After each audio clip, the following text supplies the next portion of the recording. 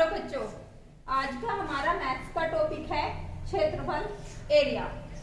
रोजमर्रा की जिंदगी में बहुत ज्यादा प्रयोग होने वाली टर्म है कि क्षेत्रफल निकालो, एरिया निकालो। आगे भी हमें बहुत ज्यादा यूज करते हैं कि हमने प्लॉट खरीदा, खेत खरीदा कि उसका क्षेत्रफल कितना है, कितना एरिया है।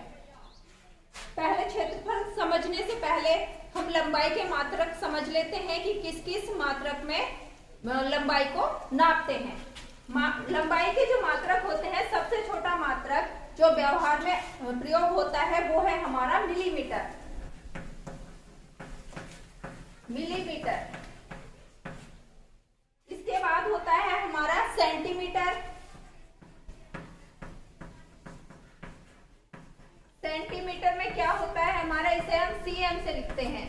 सेंटीमीटर के बाद है हमारा डेसीमीटर। डेसीमीटर को हम डीएम से दर्शाते हैं। और उसके बाद आता है हमारा मीटर और इसे दिखाते हैं हम स्मॉल एम से। मीटर के बाद जो मीटर है वो सबसे ज्यादा प्रयोग में, व्यवहारिक रूप से प्रयोग में आने वाली इकाई है, क्योंकि जितनी भी चीजें हम नापते हैं कि कपड़े की लंबाई है या किसी डंडे की लंबाई है या कुछ और चीजें, वो ज्यादातर हम किस में नापते हैं, मीटर में नापते हैं। अब मीटर से जो बड़ी इकाइयां होती हैं, जो बड़ी लंबाइयां होती हैं, उन्हें नापने के लिए प्रयोग की जाने वाली इकाइयां कौन सी होती हैं, हमारी डेकामीटर, हेक्टोमीटर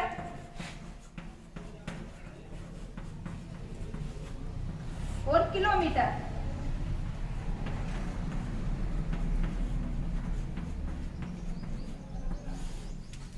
ये हमारी इसे हम DAM से दिखाते हैं। हेक्टोमीटर HM से दर्शाया जाता है और किलोमीटर KM से दर्शाया जाता है। शॉर्ट में जब हम किसी चीज की लंबाई लिखते हैं तो इस तरह से लिखते हैं। किलोमीटर क्या है कि लंबी दूरी को बताने के लिए हम किलोमीटर का प्रयोग करते हैं कि कोई शहर हमारे गांव से कितनी दूरी पर है, कि 10 किलोमीटर, 5 किलोमीटर, तो हम उसे इस तरह से दर्शाते हैं 10 km। अब इनका एक दूसरे से क्या संबंध है, ये हमारी मूल इकाई है जो मीटर है। मीटर हमारी मूल इकाई होती है लंबाई की, और जो मिलीमीटर है वो 1000 मिलीमीटर मिलकर 1000 मिलीमीटर मिलकर बनाते हैं हमारा 1 मीटर। 100 सेंटीमीटर बराबर होते हैं हमारे 1 मीटर के। 10 डेसीमीटर बराबर होते हैं हमारे 1 मीटर के, क्योंकि ये सब मीटर से छोटी इकाइयां हैं और ये मीटर से बड़ी इकाइयां हैं। यहाँ ये हमारा 1 मीटर है। और अब 10-10 के अंतर पे चलते हैं। 1 डेकामीटर में मीटर होते हैं 10। 1 DAM बराबर होता है 10 मीटर के। 1 हेक्टोमीटर बराबर होता है हमारा 100 मीटर।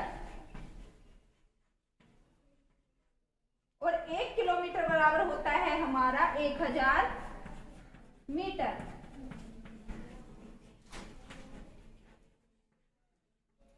10-10 का अंतर है, यानी कि 1 मीटर में 10 डेसीमीटर, 1 डेसीमीटर में 10 सेंटीमीटर और 1 सेंटीमीटर में 10 मिलीमीटर। इस तरह से 1 डेकामीटर में 10 मीटर, 1 हेक्टोमीटर में 10 मीटर, 1 किलोमीटर में 10 हेक्टोमीटर। ये तो बात है हमारी लंबाई की। अब आता है हमारा एरिया, क्षेत्रफल। क्षेत्रफल को हम किस तरह से निकालते हैं, क्षेत्रफल, क्योंकि अलग अलग आकृतियां होती हैं।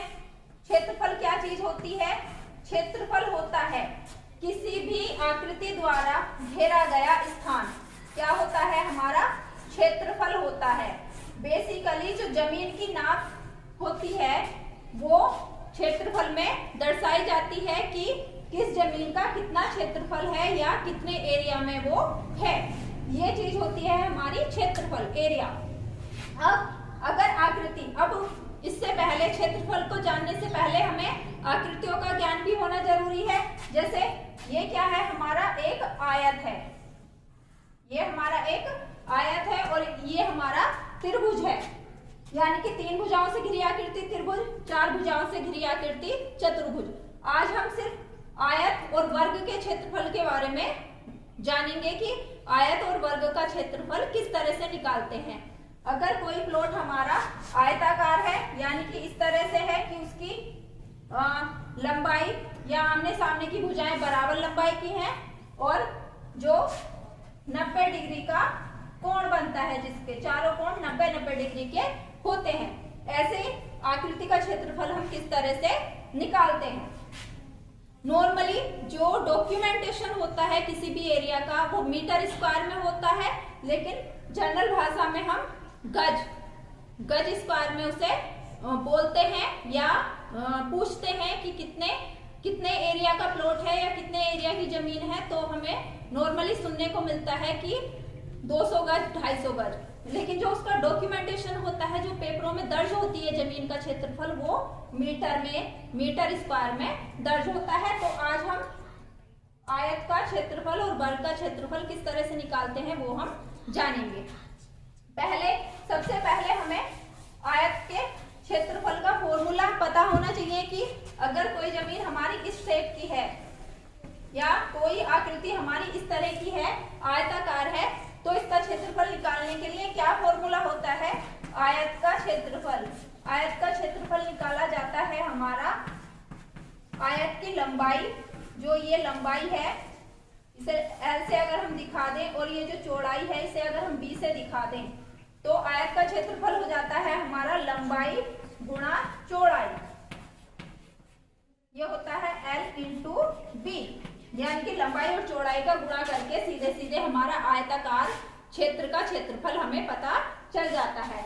अगर हमारी आकृति आयताकार ना होके वर्गाकार है, यानी कि उसकी चारों भुजाएं बराबर हैं, ये भुजा बराबर है इस भुजा के और ये चारों भुजाएं बराबर हैं, यानी कि लंबाई चौड़ाई का कोई डिफरेंस नहीं है, तो क्या होता है कि जो वर्ग का क्षेत्रफल होता है, वर्ग का क्षेत्रफल निकालने का फॉर्मूला है वो होता है भुजा का वर्ग या भुजा गुणा भुजा।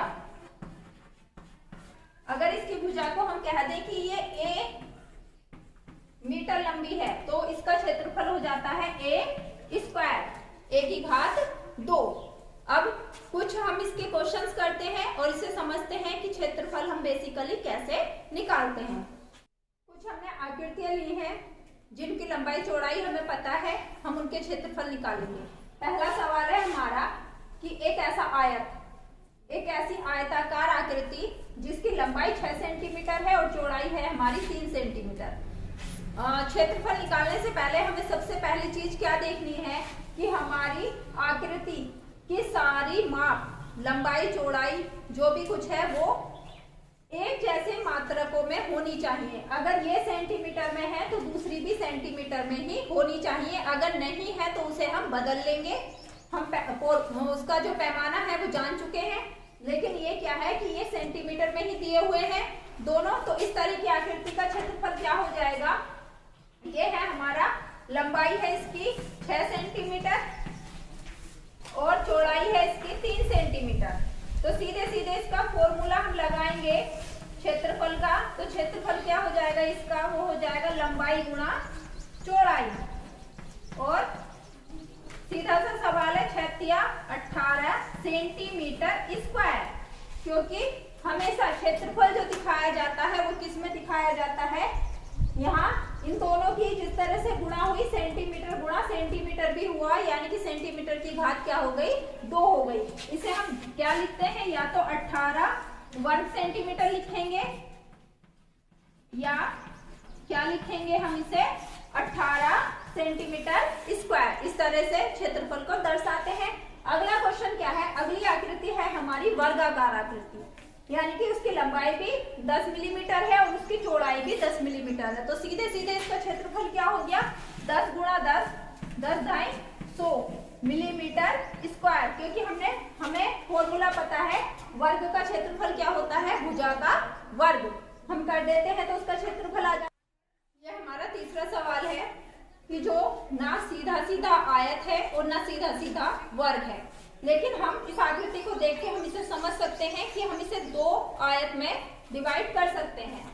ये यहाँ से अगर इसे हम इसमें क्या है कि मार्किंग कर दें तो ये दो आयत बन जाते हैं। इन्हें हम नाम दे देते हैं A B C D E F G H। ये दो आयत हमारे पास मिल गए। कौन कौन से? A B C D और दूसरा हो गया हमारा E F H G। ये आयत हमें मिल गए, दो आयत मिल गए। अब क्या है कि हम अब आसानी से इसका क्षेत्रफल निकाल सकते हैं कि दोनों आयत का क्षेत्रफल अलग अलग निकाल के हम उसे जोड़ देंगे। इसके आयत की लंबाई दी है 5 मीटर और चौड़ाई है इसकी 1.2 मीटर। और दूसरा जो आयत है हम देख रहे हैं कि ये क्या है, ये लंबाई 1.5 मीटर 1.5 मीटर और ये भी 1.5 मीटर। तो ये जो लंबाई बची इस आयत की, या जो ये GH भुजा बची वो कितनी बची? 1.5 plus 1.5 1.5 plus 1.5 is equal to 3। 3 को 5 में से माइनस अगर हम कर देंगे तो ये कितना आ जाएगा हमारा 2 मीटर। यानी कि ये लंबाई हमारी 2 मीटर हो गई और उसकी चौड़ाई हमें क्वेश्चन में दी हुई है कि वो 1 मीटर का है, उसकी चौड़ाई 1 मीटर है। अब हम इसका एरिया निकाल लेंगे। कैसे निकालेंगे हम? एरिया ऑफ रेक्टेंगल ABCD जो आयताकार हमारी आकृति है उसका क्षेत्रफल कितना हो जाएगा? लंबाई गुणा चौड़ाई, यानी कि 5 गुणा 1.2 मीटर स्क्वायर। क्योंकि मीटर और मीटर गुणा कर रहा है, मैंने एक के साथ लिख दिया। 5 दूनी 10 का 0.5 ही कम 5 और 1 6। ये हो गया हमारा इसका एरिया 6 मीटर स्क्वायर। कौन सा एरिया हो गया? ये वाला एरिया हो गया। ये एरिया हमारा निकल गया। अभी हमें कौन सा एरिया निकालना है? अभी हमें ये एरिया और निकालना है। इस एरिया को भी हम इसी तरह से निकाल लेंगे। लंबाई गुणा चौड़ाई, इसकी लंबाई 2 मीटर है और चौड़ाई इसकी 1 मीटर है। तो ये जो हमारा रेक्टेंगल है, रेक्टेंगल EFHG, उसका एरिया कितना हो गया? वो हो गया हमारा 2 × 1 यानी कि 2 मीटर स्क्वायर। 2 मीटर स्क्वायर इसका एरिया हो गया। इस तरह से टोटल जो हमारे पास आकृति है, टोटल जो हमारे पास है जो भी आकृति है उसका एरिया कितना हो गया? वो हो गया 6 + 2 यानी कि 8 मीटर स्क्वायर। टोटल जो फिगर है वो कितना हो गया? उसका एरिया 8 मीटर स्क्वायर या 8 स्क्वायर मीटर, इसे हम कह सकते हैं।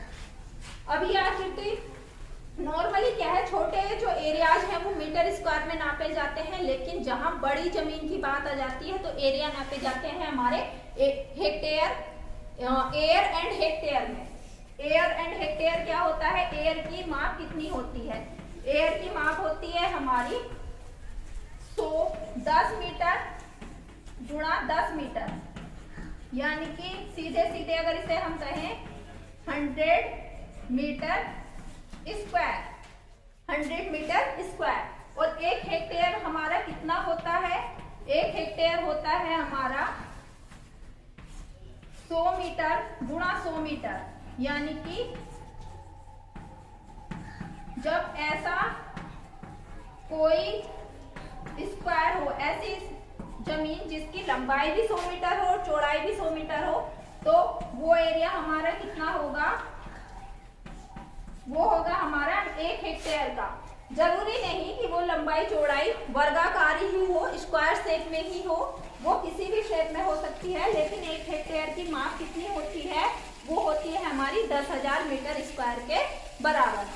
आज के वीडियो में हमने आयत और वर्ग का क्षेत्रफल सीखा है। आगे हम विभिन्न आकृतियों का क्षेत्रफल सीखेंगे। इस वीडियो में इतना ही। Thank you.